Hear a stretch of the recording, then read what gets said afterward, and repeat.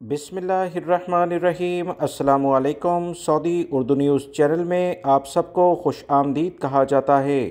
Saudi वज़ारत सेहत की जानिब से 16 मई 2022 के लिहाज से कोरोना से मुतल्लिका ताज़ा तरीन अपडेट जारी की गई है। अफसोस के साथ कहना पड़ रहा है कि सऊदी अरब में कोरोना के केसेस में दोबारा से इजाफा देखने में आया है।